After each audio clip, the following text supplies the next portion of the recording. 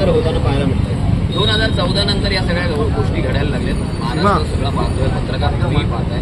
महाराष्ट्राची राजकीय संस्कृती ज्या पद्धतीने बिघडत चालली आहे, UP बिहार सारखं सगळं वातावरण होत चाललं. मतदारांनी आणि पत्रकारांनी देखील कृपया तुम्हाला विनंती, या सगळ्या गोष्टी एक्सपोज केल्या पाहिजेत, लोकांमध्ये अवेअरनेस आणला पाहिजे. आम्ही आमच्या वतीने पद्धतीने प्रयत्न करतो. सुजात आंबेडकर नाही, सुजात आंबेडकरांचं काही स्टेटमेंट नव्हतं. प्रॉब्लेम असा झाला की त्यांची जे डिबेट होतं त्याच्यामध्ये आमच्या नेत्यांवर, म्हणजे आदित्यजींवर, अमितजींवर त्यांनी टीका केली. त्यांचे जे कोणी होते कार्यकर्ते वैयक्तिक खालच्या पातळीची टीका केली. त्याच्या रागाने मी देखील मग त्यांना असं म्हटलं की तुमच्या नेत्यावर आम्ही एक विशिष्ट शब्द वापरून म्हटलं अशा पद्धतीची टीका केली तुम्हाला चालेल का. त्याच्यावरून तो गदारोळ झाला. पण ती एक नेता टू नेता अशी ती टीका होती. त्याच्या कुठल्या समाजाला दुखवायचं आमचं काही हेतू नव्हतं. हे त्याच्यामध्ये माझ्या ध्यानीमनी पण नाही गोष्ट.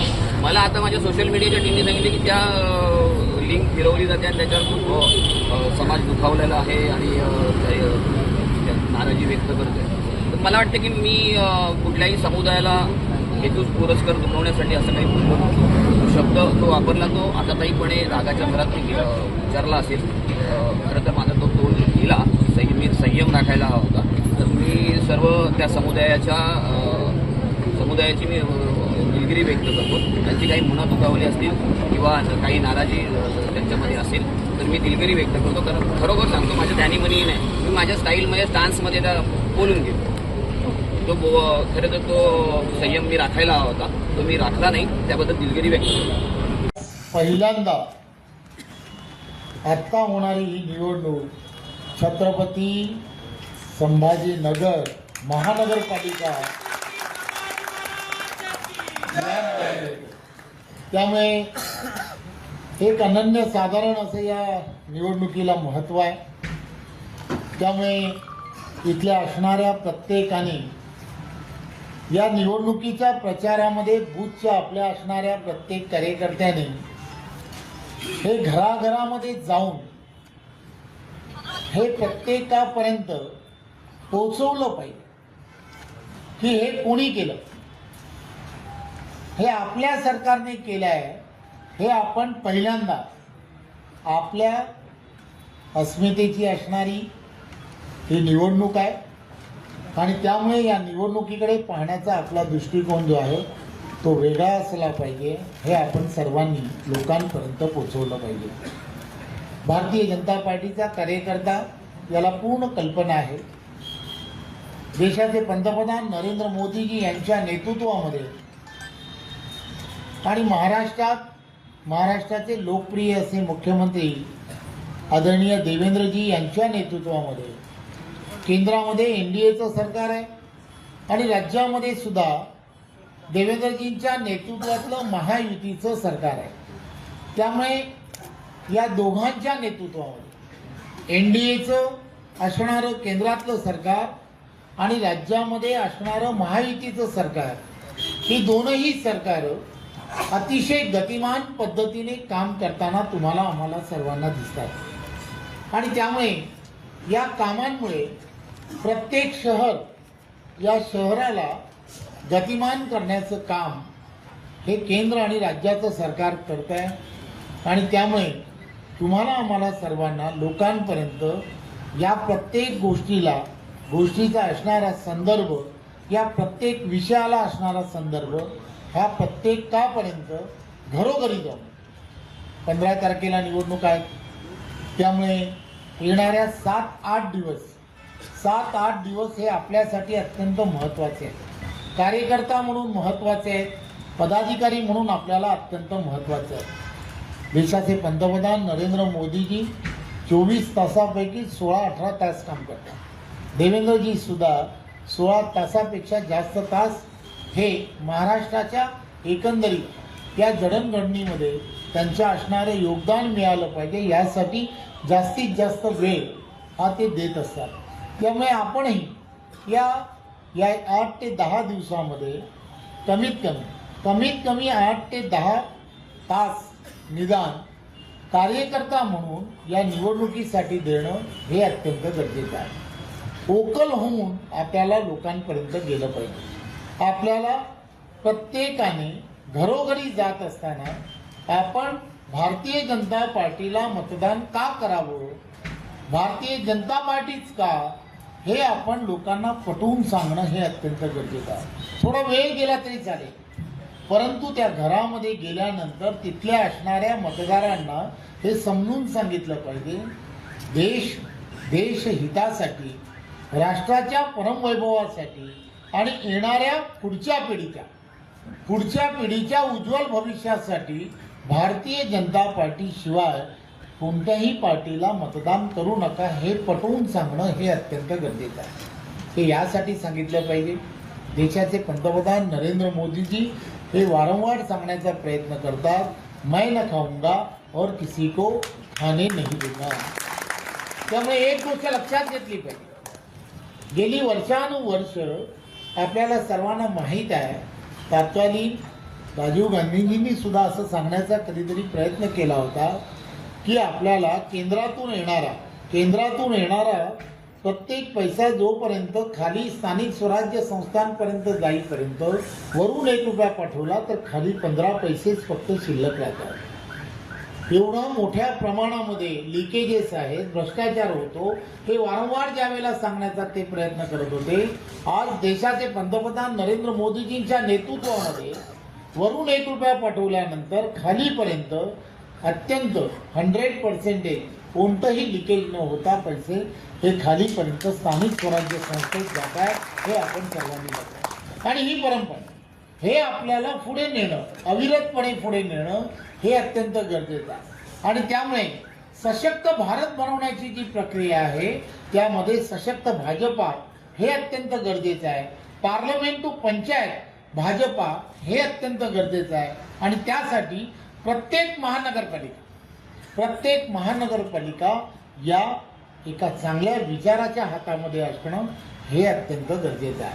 आणि तो विचार, पारदर्शक विचार जो आहे, तो पारदर्शकपणे कारभार करण्याचा विचार हा भारतीय जनता पार्टी व्यतिरिक्त कोणत्याच पार्टीमध्ये नाही, हे आपल्याला अतिशय चांगल्या पद्धतीने पटवून दिलं पाहिजे. आपण गेली वर्षानुवर्ष पाहत आहे, या 11 वर्षाचा नरेंद्र मोदीजींचा केंद्रातला कारभार पाहत आहे, देवेंद्रजींच्या नेतृत्वातला असणारा कारभार पाहत आहे. पारदर्शकता तुम्हाला सर्व ठिकाणी लक्षात येते. त्यामुळे ही पारदर्शकता आपल्याला या छत्रपती संभाजीनगर महानगरपालिकेमध्ये आपल्याला दाखवायची आहे. आणि म्हणून तुम्हाला भारतीय जनता पार्टीलाच मतदान करावं हे आपल्याला पटवून देणं हे अत्यंत गरजेचं आहे. आपण सर्वजण भारतीय जनता पार्टीचे अतिशय क्रियाशील असे कार्यकर्ते आहात, पदाधिकारी आहात. वर्षानुवर्ष काम करण्याचा तुमचा आमचा एक वेगळा असा अनुभव आहे. निवडणुकीचाही अतिशय चांगला अनुभव असतो. परंतु एक गोष्ट लक्षात घ्या, ही निवडणूक तुम्हाला आम्हाला सर्वांना जिंकण्याच्या दिशेने ज्यावेळेला जायचं आहे त्यावेळेला ही निवडणूक आपल्याला बूथवरती जिंकणं हे अत्यंत गरजेचं आहे. आणि बूथवरती जिंकणं गरजेचं आहे. आणि यासाठी आपल्याला काय करावं लागेल तर बूथवरती आपल्या पूर्णच्या पूर्ण कमिटीतील असणाऱ्या प्रत्येक कार्यकर्त्यांना, आपली असणारी बूथ इंटू 10ची असणारी पूर्ण कमिटी, या प्रत्येक कमिटीने प्रत्येक घराघरामध्ये जाऊन आपल्याला आपला असणारा जाहीरनामा, आपण 5 वर्षामध्ये काय करणार, आपण 5 वर्षामध्ये इतर पार्टीसारखं आपलं नाही. आपण निवडणुकीला ज्या वेळेला सामोरं जात असतो त्यावेळेला निवडणुकीला सामोरं जात असताना आपण आम्हाला निवडून जेव्हा देणार आहात त्यावेळेला आम्ही 5 वर्षात काय करणार आहोत हा आपण संकल्प किंवा जाहीरनामा हा आपण करत असतो.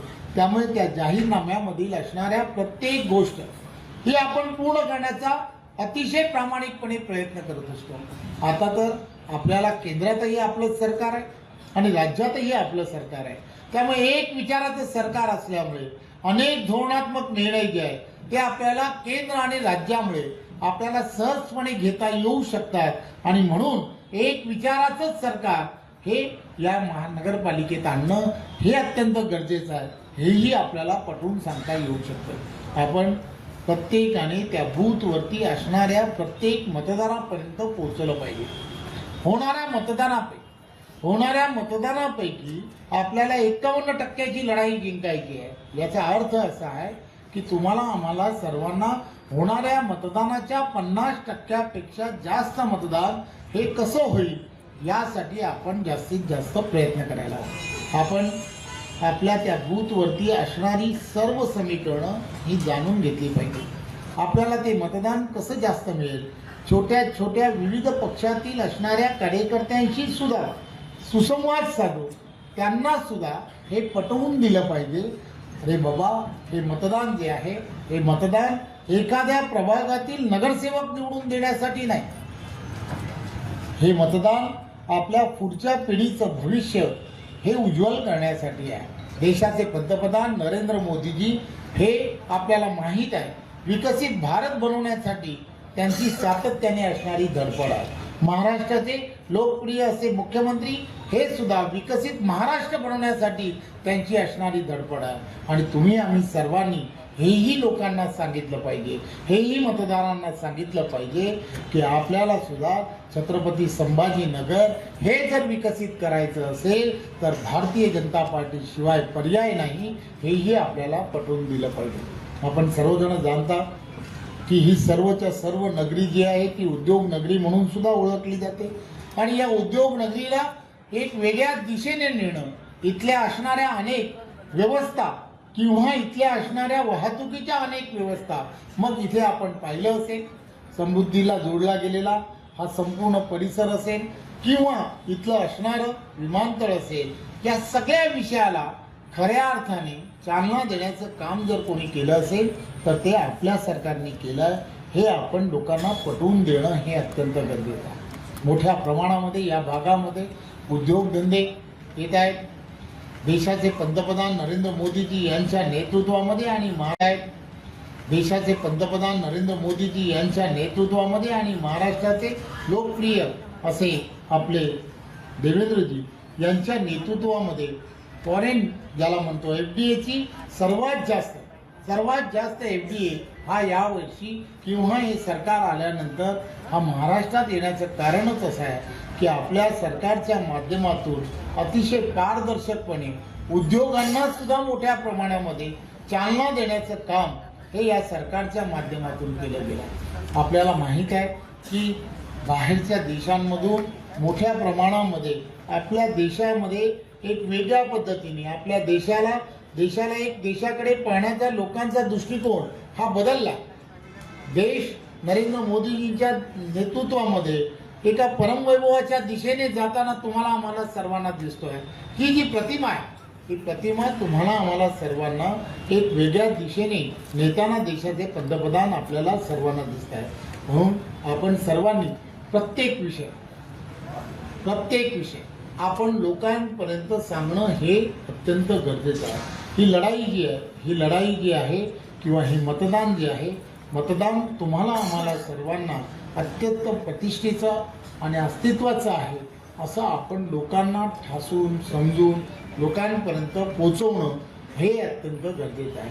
मला माहीत आहे की गेल्या काही वर्षांपासून इथल्या असणाऱ्या पाण्याची समस्या फार मोठी आहे, परंतु देवेंद्रजींच्या नेतृत्वात अंतिम टप्प्यामध्ये हे सर्वच्या सर्व आलं आहे. येणाऱ्या 1 महिन्याच्या आतच या सगळ्या पाण्याची जी व्यवस्था आहे, या शहराला जी गरज होती ही गरज ही आपल्याच माध्यमातून आपल्याच सरकारच्या माध्यमातून पूर्ण झाली आहे.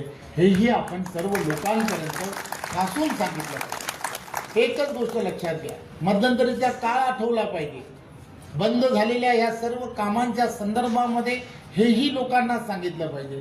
त्यामुळे या सर्व गोष्टी आपण जोपर्यंत लोकांपर्यंत जाऊन प्रत्यक्षात जाऊन बोलत नाही तोपर्यंत त्या सर्व लोकांना लक्षात येत नाही. आपण एक गोष्ट लक्षात घ्या, आपल्या हातामधील असणारा एक मोबाईल, मग तो 2000चा असो, 5000चा असो किंवा 2 लाखाचा असो, परंतु हा मोबाईल जो आहे हा मोबाईल आपण सर्वांनी लक्षात घ्या, रोज सकाळी किंवा रात्री जोपर्यंत आपण चार्ज करत नाही तोपर्यंत तो आपल्याला कोणत्याही प्रकारची माहिती हा देत नाही, तो बंद पडतो. हे लक्षात घ्या. असंच आहे आपल्याला सुद्धा लोकांना मतदारांना सुद्धा नेहमीच या सगळ्या गोष्टी रोज जरी आपण बोलत असलो तरी सुद्धा रोज या गोष्टी आपल्याला लोकांपर्यंत या 10 दिवस सातत्याने सांगितल्या पाहिजे. जसा हा मोबाईल चार्ज करावा लागतो तसा हा मतदारांना सुद्धा तुम्हाला रोजच्या रोज नित्यनेम जाऊन त्यांना रोज हे सांगितलं पाहिजे. केंद्र पुरस्कृत असणाऱ्या प्रत्येक योजनांची माहिती दिली पाहिजे. राज्य पुरस्कृत असणाऱ्या प्रत्येक योजनेची माहिती ही त्यांच्यापर्यंत पोहोचवली पाहिजे. आपण सर्वांनी हेही आठवण करून दिलं पाहिजे की 2014च्या अगोदर हा संपूर्ण महाराष्ट्रामध्ये 6 तास लोड शेडिंग होतं. आज या संपूर्ण महाराष्ट्रामध्ये 24/7 ही पूर्णच्या पूर्ण आपल्याला वीज मिळते. हेही आपण आठवून दिलं पाहिजे. गेल्या 20 वर्षामध्ये विजेचा दर हा नेहमीच वाढताना तुम्हाला आम्हाला सर्वांना दिसत होता, परंतु गेल्या वर्षभरामध्ये तुम्ही पाहता विजेचा दर हा कमी होत चालला आहे. त्याचं कारणच एक आहे की देशाचे पंतप्रधान नरेंद्र मोदींच्या नेतृत्वामध्ये आणि महाराष्ट्राचे लोकप्रिय असे मुख्यमंत्री देवेंद्रजींच्या नेतृत्वामध्ये त्यांनी अपारंपरिक ऊर्जेच्या माध्यमातून एक नवा विक्रम तयार केला. आणि याद्वारे आज आपण लक्षात घ्या की संपूर्ण महाराष्ट्रामध्ये ऊर्जा निर्मिती ही मोठ्या प्रमाणामध्ये अपारंपरिक ऊर्जेच्या माध्यमातून व्हायला सुरुवात झाली. तसे 2 फायदे व्हायला सुरुवात झाली. आज प्रदूषणामुळे वीज निर्मिती करण्यासाठी लागणारी इंधनं आणि त्या इंधनाच्या असणाऱ्या सगळ्या व्यवस्थांमुळे मोठ्या प्रमाणामुळे प्रदूषण होत होतं. परंतु अपारंपरिक ऊर्जेला दिले गेलेलं महत्त्व आणि त्याची झालेली सुरुवात त्यामुळे आज पूर्ण देशभरामध्ये आणि महाराष्ट्रामध्ये प्रदूषणाचा असणारा जो दर्जा आहे ते प्रदूषण अतिशय कमी व्हायला सुरुवात झाली आहे. हे पण आपण लोकांना सांगितलं पाहिजे. आपल्या आरोग्याच्या दृष्टिकोनातून सुद्धा अत्यंत महत्त्वाचं असा हा विषय आहे. त्यामुळे आपलं आरोग्य चांगलं राहिलं पाहिजे या दृष्टिकोनातून सुद्धा या पावलाचा सर्वात मोठा फायदा हा देवेंद्रजींच्या नेतृत्वामुळे झालेला आहे. आपल्याला माहीत आहे की गरीबातल्या गरीबाला सुद्धा आज आरोग्याची व्यवस्था झाली पाहिजे, आरोग्य त्याचा इलाज झाला पाहिजे. म्हणून आयुष्यमान कार्ड या माध्यमातून 5 लाख रुपयापर्यंतचा त्यांचा इलाज हा त्या माध्यमातून केला जातो. हे आपण सर्व लोकांपर्यंत, सामान्य लोकांपर्यंत पोचवलं पाहिजे. प्रत्येक शेतकरी असेल, कष्टकरी असेल, प्रत्येक उद्योगधंदा करणाऱ्या प्रत्येकाच्या जीवनामध्ये आनंद मिळाला पाहिजे. त्याला त्याचं जीवन सुखकर झालं पाहिजे. म्हणून केंद्रातलं आपलं भाजपाचं सरकार, राज्यात असणारं महायुतीचं असणारं आपलं सरकार हे ज्या ताकदीने काम करत आहे, या सगळ्या गोष्टी तुम्हाला आम्हाला सर्वांना त्या सामान्य जनतेपर्यंत पोहोचवल्या पाहिजे. आणि त्याला भारतीय जनता पार्टीलाच का मतदान करावं हे जोपर्यंत त्याला आपण पटवून देत नाही तोपर्यंत त्याच्याशी चर्चा करत राहून त्याला 15 तारखेला होणारं जे मतदान आहे ते मतदान कमळासमोर बटन दाबण्यासाठी त्याला विनंती करणं हे अत्यंत गरजेचं आहे. एकच गोष्ट लक्षात घेतली पाहिजे. आपले देवेंद्रजी नेहमीच सांगण्याचा प्रयत्न करतात. देवेंद्रजी असं म्हणतात की 15 तारखेला एक दिवस आपण छत्रपती संभाजीनगरमधील नागरिकांना सांगा, एक दिवस फक्त त्या दिवशी तुम्ही कमळाच्या समोरील बटन आठवणीने दाबा. 5 वर्ष देवेंद्र फडणवीस मुख्यमंत्री म्हणून तुमच्याकडे लक्ष ठेवेल हे आपण लोकांना सांगितलं. खरं तर हेच सांगण्यासाठी आणि हे आपण मतदारांपर्यंत पोहोचवण्यासाठी मी आपल्यापर्यंत आलो आहे.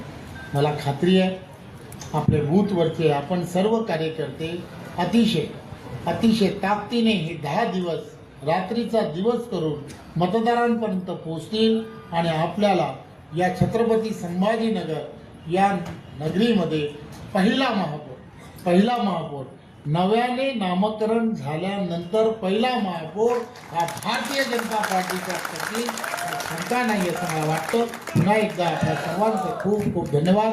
जय हिंद, जय महाराष्ट्र. धन्यवाद दादा. यानंतर राष्ट्रगीत होईल. सर्वांनी राष्ट्रगीतासाठी उभं राहायचं आहे. एक साथ राष्ट्रगीत शुरू करेंगे. शुरू कर. अधिनायक जय हे भारत भाग्य विधाता, पंजाब सिंध